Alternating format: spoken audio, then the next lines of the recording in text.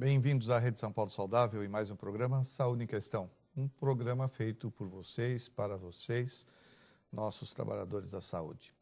E hoje nós vamos abordar um assunto neste mês de março, que foi comemorado o Dia Internacional da Mulher, no dia 8 de março, e nós estamos aí fazendo uma série de programas em homenagem às mulheres. E para falar das mulheres, nós estamos trazendo principalmente sobre a saúde da mulher, nós estamos trazendo hoje a doutora Ana Marta Monteiro Souza, que é coordenadora do ambulatório do Hospital Municipal e Maternidade Dr. Mário de Moraes Altenfelder, que fica na zona norte de São Paulo, na Vila Nova Cachoeirinha, e também que é interlocutora com a coordenação regional lá daquela região da zona norte. E nós vamos falar sobre a saúde da mulher do município de São Paulo. Nossa ideia aqui é fazer uma conversa com vocês exatamente sobre como está a saúde da mulher, mas nas suas diversas etapas de sua vida, nos seus diversos períodos da sua vida. A gente sabe que a mulher ela é formada por uma série de períodos da sua vida que são diferentes, né? A infância um pouco mais parecida com a nós dos homens, os garotinhos, depois entra o processo do boom hormonal, que é quando a mulher desabrocha e começa a ter a sua primeira menstruação, e ali ela se desenvolve, depois o período da menarquime, até que vem o climatério, e aí então se fecha todo esse ciclo da mulher. E é isso que a gente quer conversar com a Ana Marta, e vou lembrar a vocês, nós estamos aqui na Rede São Paulo Saudável, através do canal profissional, e a sua pergunta é de extrema importância para nós. Se você tiver qualquer dúvida e queira fazer essa questão para nós, para a doutora Ana Marta, você poderá fazer através do canal profissional @prefeitura.sp.gov.br. Bom, primeira coisa, Ana, seja bem-vinda, e eu queria que você fizesse a sua saudação inicial para que a gente pudesse dar início a esse bate-papo. Bom, primeiro agradeço o convite, doutor Paulo Fernando, para estar aqui, para conversar com você, que é profissional da saúde, sobre saúde da mulher, e vamos discutir um pouquinho sobre esse assunto que é bastante abrangente e tem muita coisa para se falar. É verdade. A Ana Marta, primeiro quero agradecer mesmo a sua presença, porque você é uma pessoa que eu admiro desde o período que a gente trabalhou juntos lá na Cachoeirinha, e ela realmente é uma trabalhadora de ponta, né? Ela está em contato com a saúde feminina desde o período que eu a conheci. Hoje, talvez numa posição mais estratégica realmente, mas sem deixar de dar atenção e a assistência à nossa população feminina. Então, para mim é um prazer estar recebendo você. Agora, eu queria já, nesse primeiro impacto, para a gente poder começar a conversar, como que você vê a saúde das nossas adolescentes? Afinal de contas, historicamente, a gente sabe de todas as dificuldades e a priorização a determinados atendimento de nossas pacientes mais para o lado da gestante, que é realmente, nós estamos conversando aqui antes, a prioridade, né? Mas nós não podemos esquecer dos demais. Então, eu queria já fazer essa pergunta um pouco chave para a gente poder desenvolver o nosso bate-papo. Como é que você, hoje como coordenadora do ambulatório lá da Cachoeirinha, mas também como interlocutora com as regionais, vê a saúde das nossas adolescentes? Então, a adolescência realmente é um período chave na vida da mulher, né? Que é uma mudança muito grande, como você falou, aspectos hormonais, transformação do corpo. E é um momento assim que meio delicado. A unidade básica, ela realmente está mais voltada para uma atenção global, né, em termos de prevenção e principalmente a atenção da gestante, mas, porém, muitas dessas gestantes são adolescentes, né? E também a própria família. Às vezes, a mãe dessa adolescente, ela também não está o tempo todo lá disponível para estar vendo as necessidades da sua filha, né? Às vezes, a menina também não sabe expressar, não consegue falar ou tem vergonha de falar o que acontece com ela, se ela tem alguma dúvida. A escola, às vezes, também não dá todo o aporte, o suporte necessário para a orientação. Então, às vezes, fica meio difícil da gente lidar em termos de prevenção, ou seja, uma consulta de rotina com o adolescente. Isso é uma coisa que não existe, de fato, né? A adolescente acaba procurando o atendimento, ou a mãe leva o atendimento do adolescente quando ela apresenta alguma queixa, tem alguma coisa mais específica, né, com relação à menstruação dela, é o momento que ela está começando a ter menstruação, pode ter cólicas, alterações, né? E isso pode ser um motivo de consulta ao ginecologista, né? Na maternidade, a gente tem até um atendimento em ginecologia infanto-puberal, que a gente tenta fazer algum atendimento nessa linha, né? Mas o olhar para o adolescente especificamente, né, que tem até a especialidade que é a biatria, né, que é justamente para ter esse cuidado global com o adolescente, ainda fica um pouco a desejar, né?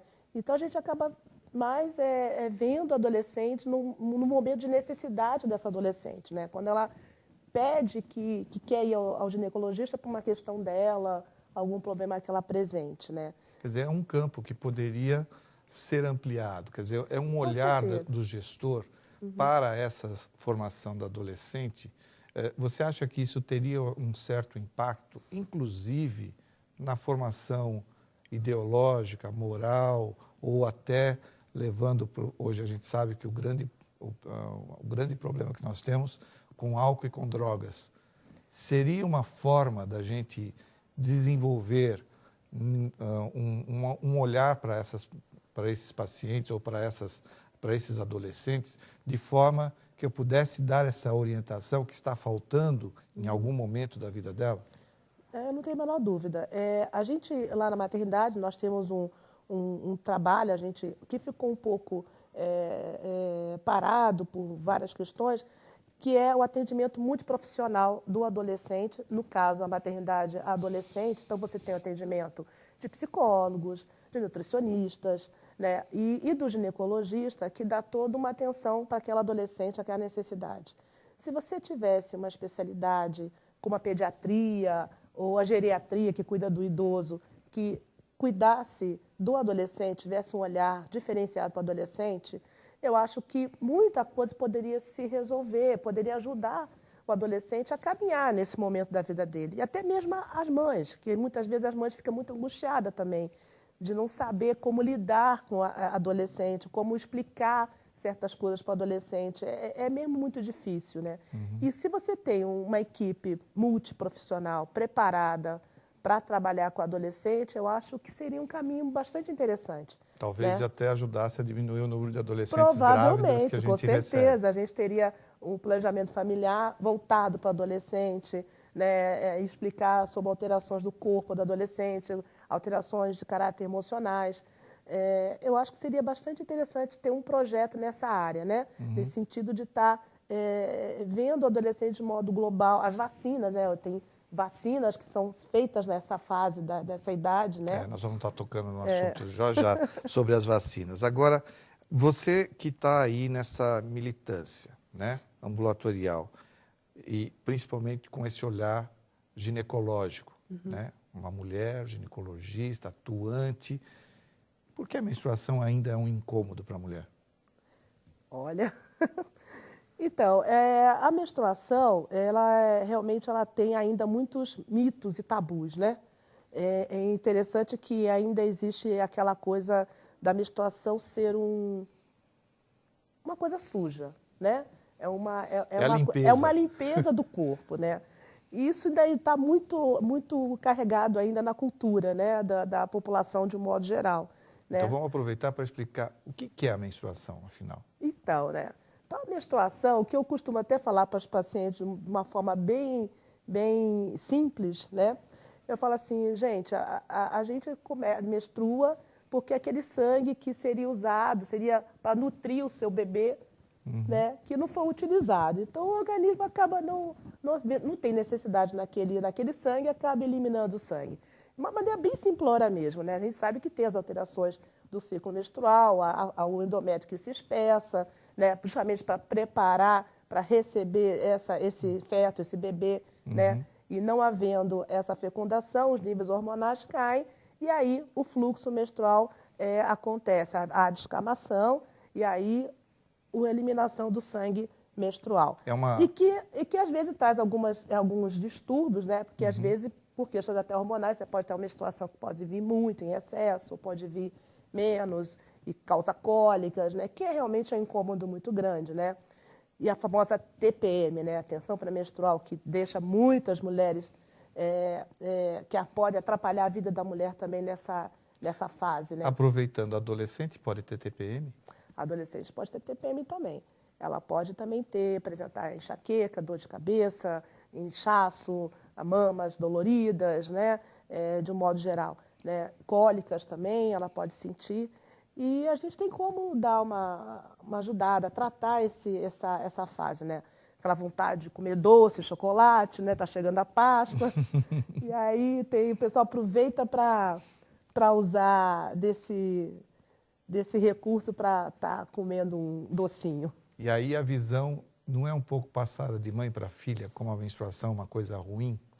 Sim, ainda é passado por causa do mito mesmo. Acho que a mulher ela não tem a informação. E a mãe, às vezes, não sabe nem explicar para a filha Por que ela sangra? Por que ela sangra e por que ela vai menstruar, né? Ela não explica para a filha, olha, seu corpo está mudando, ela percebe que está aparecendo seio, está crescendo seio, está aparecendo os pelos, e a mãe muitas vezes não sabe como lidar com isso. E aí, para explicar, depois disso tudo, veio uma menstruação, um sangramento, muitas meninas ainda sofrem com isso.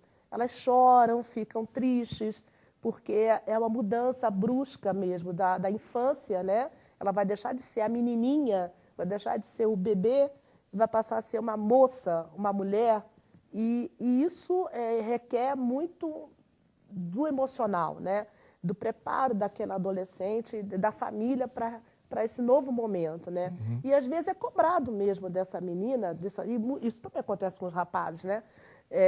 Da mudança de postura. Você não é mais uma criança, mas também não sou uma adulta para fazer outras coisas, né? Então é uma fase realmente de muito conflito, né? Legal.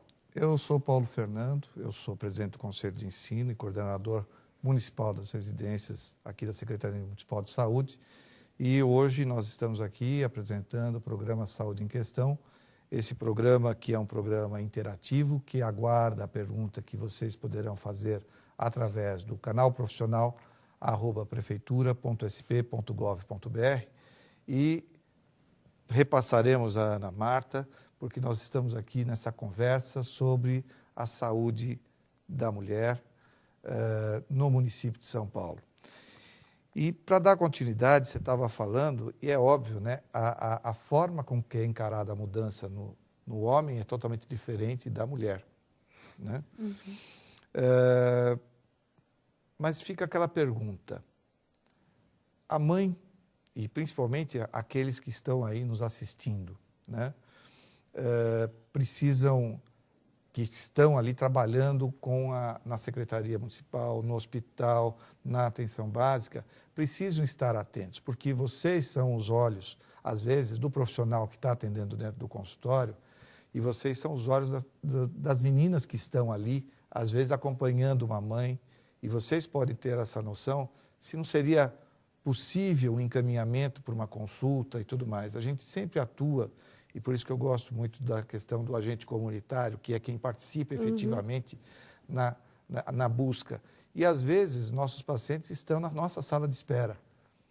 Nós, profissionais que estamos no atendimento, nem sempre temos esse olhar, mas quem está ali na recepção, a enfermeira, a nosso assistente técnico administrativo que está ali, pode ter um olhar de perceber, de dar, às vezes, uma orientação àquela mãe, para aquela adolescente também. Eu acho que esse é o mote, é o importante do nosso programa, é levar essa dinâmica para ter essa atenção. Agora, a mulher que vai à sua consulta, ou que está indo fazer, mas ela já tem uma filha que é adolescente, ela pode sugerir e passar no ginecologista lá na Unidade Básica de Saúde, ou é muito difícil? Bom, ela pode, lógico, ela pode pedir, solicitar uma consulta para sua filha, né? Como eu falei, às vezes a própria menina tem uma queixa, ou a mãe acha que está acontecendo alguma coisa com a sua filha, e é interessante que no momento que a mãe percebe que a menina precisa de uma orientação, quando ela começa a namorar, a ter um namoradinho, e isso é um sinal de alerta, muitas vezes, para a mãe, né, de que ela está precisando conversar com o ginecologista. Então, na unidade básica, esse atendimento pode ser feito, é feito, né, dentro do atendimento de rotina da unidade, e aí fazer as orientações que forem necessárias para aquela situação que se apresentar para a adolescente, que ela apresentar ali no momento. Às vezes, e muitas vezes, já aconteceu comigo várias vezes, a mãe realmente, a menina só quer mesmo uma orientação mesmo, sobre... Às vezes a oportunidade de falar. De falar, né? de perguntar, de tirar dúvidas, né? Às vezes ela quer apenas isso. Não necessariamente tem uma queixa, né? Muitas acabam indo por uma queixa. Mas muitas também querem explicar, porque a questão da mãe, às vezes, não sabe falar mesmo, né? Não sabe conversar sobre esse assunto especificamente. E aí quem pode me orientar é o ginecologista. Então vamos aproveitar para a gente também falar um pouquinho sobre a questão da importância do ciclo menstrual da mulher, né? Por que o ciclo menstrual de uma mulher é importante? E está chegando uma pergunta também para nós, por que a mulher que amamenta não menstrua? Então, aproveitando esse mote, você poderia contar aqui um pouquinho para a gente? Primeiro, por que é importante o ciclo menstrual da mulher? Então, o ciclo menstrual, o grande foco, né, a mulher é a gestação, né? Então, nós temos produção hormonal, que é o estrogênio e a progesterona, que são os hormônios femininos, que são produzidos pelo ovário. E há um crescendo dessa produção estimulado por hormônios que vêm cerebrais, né, o FSH, LH, e chega no momento do ciclo menstrual, que é o nível mais alto de hormônio no sangue, que ocorre a ovulação, né? Então, esses hormônios com a FSH, ele estimula o ovário a produzir, a formar o estrogênio, e assim o óvulo é amadurecido, e aí ocorre a ovulação, que na verdade é um rompimento desse cisto, desse pequeno cisto, onde está o óvulo. E aí, se nesse momento não acontecer uma fecundação, né, esse óvulo ele vai ser eliminado, juntamente, ao mesmo tempo, ocorrem mudanças no útero, né, que ele fica, o endométrio fica mais espessado, assim, aumento da circulação ali, aumento do sangue. Bom, se não acontece a gestação, esse sangue é eliminado e aí a menstruação. E a mulher, a grávida, né, ela não menstrua. Por quê? Justamente esse endométrio preparado, recebeu o óvulo fecundado, e aí vai ter toda a geração do feto, desenvolvimento, formação da placenta e a nutrição do bebê para esse bebê, para esse feto, até o nascimento. E durante a amamentação, existe a produção do hormônio importante chamado prolactina, que ele é que vai fazer a produção do leite, né? E esse hormônio prolactina, quando está em níveis bastante elevados, ele também ele bloqueia o estrogênio. E aí você não menstrua durante a amamentação. Porém, apesar da mulher que amamenta não menstruar, isso não quer dizer que esse ovário não possa produzir um óvulo e aí ter uma gestação, que é muito comum. A mulher amamentando e fica grávida e fica surpresa porque ficou grávida, se não tinha menstruação. Uma questão que geralmente eu coloco, a importância do ciclo, porque a primeira coisa que nós perguntamos para a mulher é quando foi a sua última menstruação, né? E a maioria não sabe, ainda por incrível que pareça, muitas delas não. Mas a importância do ciclo é como se a gente estivesse olhando para dentro dela e os hormônios, Sem né? dúvida nenhuma. Porque por tudo que você me explicou, é exatamente isso. Se o ciclo menstrual está correto, está vindo no período certinho, significa que hormonalmente está bem. E também hoje tem aquela coisa, qual a importância para você de pedir um exame de sangue de hormônio, porque é assim que as pacientes nos abordam. Eu vim aqui e queria fazer um exame de hormonal. Para quê, se o seu ciclo menstrual está normal? Exatamente. Isso é bem lembrado. Então, a importância do ciclo menstrual é justamente isso, para ver a sua saúde hormonal. Porque, inclusive, é muito comum, por exemplo, a paciente ir para o ginecologista, vamos fazer um Papa Nicolau. Eu não estou preparada. Eu falo assim, mas o que não está preparada? Eu não me depilei. Fala assim, mas o pelo, ele também ele mostra para o ginecologista que ela tem uma produção hormonal adequada, né? Se ela tem um excesso de pelo, tiver muito pelo, muito além do normal, aquilo pode demonstrar uma alteração hormonal também, né? E, enfim, e as alterações menstruais também podem denotar uma alteração da produção ovariana. Dentro da adolescência, a gente viu que não existe um período ainda assim. O período ideal para você levar a criança não existe. Na verdade, depende muito da curiosidade, como você mesmo falou. Né? É como a mãe é que tem que estar atenta a essa criança, mais atenta. Os pais têm que estar mais atentos para essa... Sim, exatamente. Eu acho que o convívio, né, com a mãe é importante. A relação da mãe com o filho, né, o cuidar desse filho, é que vai mostrar para ela o quanto aquela criança está bem ou não. Né? De modo geral, é isso. É que nem um bebê. A mãe sabe, pelo choro do bebê, se ele está com fome, se ele está sentindo alguma coisa de diferente. Porque a grande dúvida é, leva no pediatra ou leva no ginecologista? Então, e aí no caso da menina, eu acho que as transformações que ela vai estar trazendo para essa mãe, e a mãe que está atenta, ela vai poder diferenciar isso. Eu acho que tem muito a ver também a relação dela com o pediatra. Às vezes, ela tem uma boa relação com o pediatra, que também tem um olhar para o adolescente, que pode até ajudar, né? Sem dúvida nenhuma, e a estirar algumas dúvidas com relação a essa fase. Agora, questões específicas mesmo, como alterações na menstruação, alguma coisa mais específica. Aumento de pelificação, que a menina pode relatar. Ou mesmo uma preocupação quando a menstruação está retardada, está demorando a descer, a vir a menstruação. Então, às vezes, é um sinal de preocupação também para muitas mães. Voltando aqui na saúde pública, a obesidade e a hipertensão são fatores importantes para a gente, para a saúde feminina? Como é que nós, ginecologistas, ginecologista, vê essa parte? Porque a obesidade, ela pode trazer alguns distúrbios hormonais, né? E mesmo no caso da adolescente, hoje a obesidade na adolescência também é um problema de saúde pública, né? E a questão da hipertensão também, por causa do erro de alimentação, a ingestão de sal, né? Excesso de ingestão de sal.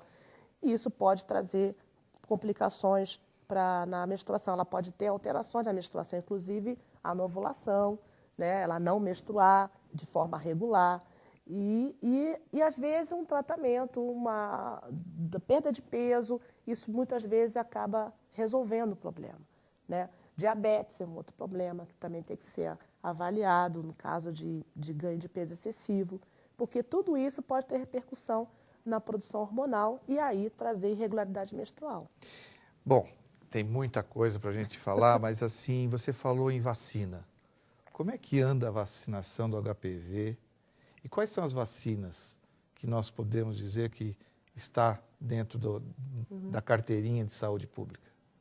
Bom, a rotina nas unidades básicas de saúde, no município de São Paulo, né, tem a vacina duplo adulto, que é feita em torno dos 15 anos de idade, a vacina contra a hepatite B, né, que também é feita, que é importantíssima, né? A hepatite B é uma doença sexualmente transmissível e que é prevenível com a vacina. Você tem a vacina contra a gripe, né? H1N1, que também os adolescentes são vacinados, adolescentes e gestantes são vacinadas. E a vacina do HPV, né, que foi um grande ganho, né, para a prevenção do câncer do colo uterino, ainda não faz parte do calendário do município de São Paulo. Algumas cidades brasileiras já implementaram a vacina pela rede pública gratuita, né? Eu soube que há pouco tempo Brasília, o Distrito Federal, já incluiu no calendário vacinal. Só que aqui em São Paulo ainda não foi, ainda não entrou no calendário e nem a nível nacional pelo Ministério da Saúde. Mas ela é recomendada para meninas e meninos também, podem ser vacinados. A partir de 10 anos de idade, elas já podem ser vacinadas, são 3 doses, né, com intervalo de 30 dias. E isso não quer dizer, um questionamento que surgiu, né, principalmente nos Estados Unidos, é a questão, mas a vacinação, se eu estou vacinando minha filha contra o HPV, que é uma doença sexualmente transmissível, eu vou estar induzindo que ela pode iniciar a vida sexual dela, né? Não, na verdade, você está prevenindo uma doença grave, que é o câncer de colo do útero, né, para o futuro daquela pessoa, e ela não vai deixar de se cuidar por causa disso. Ela vai ter que ter orientação da prevenção. Aliás, aproveitando, não é porque faz a vacina, o que toma, que vai deixar de fazer o seu exame de citologia oncótica. De forma alguma. Né? A citologia oncótica ainda também é a forma mais segura de se detectar a doença de uma forma precoce. É o rastreio do câncer do colo do útero, é o Papa Nicolau, né? É um exame fácil, simples de se fazer. A enfermeira está capacitada, pode ser capacitada de estar colhendo esse exame nas unidades básicas. E mesmo as mulheres vacinadas, mesmo aquelas que foram vacinadas mesmo na rede privada, ela não pode deixar de fazer o exame, porque é ali que vai dizer para a gente que realmente ela está protegida. Ana, nós já passamos pelas fases aí, mas por que a mulher teme tanto a menopausa?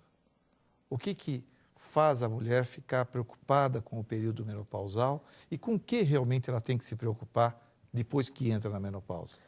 Eu acho que o grande problema da menopausa, não um problema, eu acho que como acontece na adolescência, que é uma mudança, né, em termos de hormonais, no corpo, na parte psicológica, na fase do climatério e menopausa, também é uma outra mudança na vida da mulher, no corpo, como ela se vê, na autoestima dela, e é uma mudança hormonal também, né?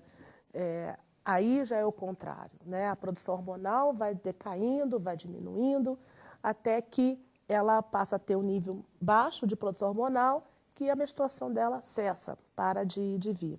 E com isso pode trazer alguns transtornos, né? Que podem incomodar mesmo a vida, o dia a dia da mulher, né? E um outro choque também, muitas têm problemas, reclamam da falta de desejo sexual, né? Muitas mulheres são casadas, têm seus parceiros, é uma idade em torno dos 50 anos que muitas mulheres são ativas, são jovens, ainda tem uma vida pela frente, né? Que hoje a gente tem uma qualidade de vida que mudou muito, né? Mas a gente costuma lembrar o seguinte, que nem sempre o problema é da mulher, né? Muitas vezes o problema é do próprio homem que também, mas eu acho que não tem mais a mesma... É uma série de fatores, entendeu? Eu acho que, no caso, a mulher mesmo, ela reclama muito dessa questão, da falta de desejo sexual, os calores, os famosos calores, ondas de calor, que ela fica muito perturbada, ela fica mais deprimida, mais tristonha, ela não tem a mesma energia que ela tinha antes para o trabalho, né? E, enfim. Então, é uma fase que deixa ela muito, muito mexida, né? Isso não é todo mundo. Lógico que tem mulheres que não sentem absolutamente nada. Passam tranquilamente por essa fase. Agora, a mulher, depois que entra na menopausa, ela tem que se preocupar ainda em colher Papa Nicolau? Então, existe um calendário, né, para a coleta do Papa Nicolau, que a rotina, né, o que o Ministério da Saúde preconiza e o INCA, é a coleta do Papa Nicolau até 65 anos de idade, né? Então, o rastreio do câncer do colo do útero se faz até os 65 anos de idade. De 21 anos a 65 anos é a faixa que a gente prioriza para a coleta do Papa Nicolau. Isso não quer dizer que quem tem mais de 65 não possa fazê-lo e quem tem menos de 21 também não, né?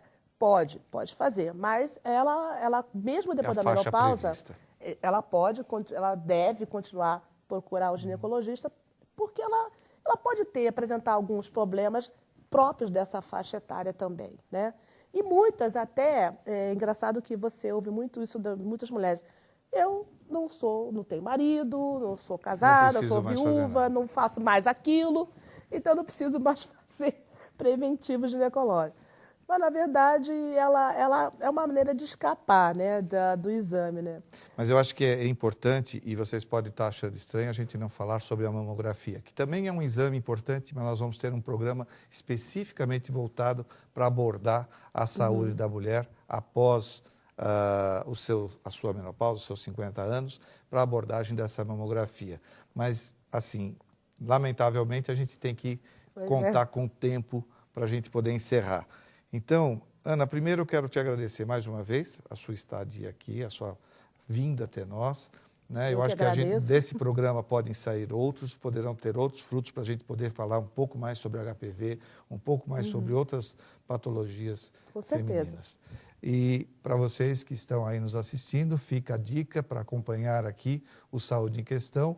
Lembrando que vocês podem fazer a sua pergunta através do canal profissional @prefeitura.sp.gov.br. É sempre muito gostoso a gente conversar sobre o assunto, principalmente quando a gente domina o assunto, fica mais fácil ainda a interatividade com as pessoas, tá certo? E agradeço vocês, a participação de todos e voltamos na próxima quinta-feira. Até mais.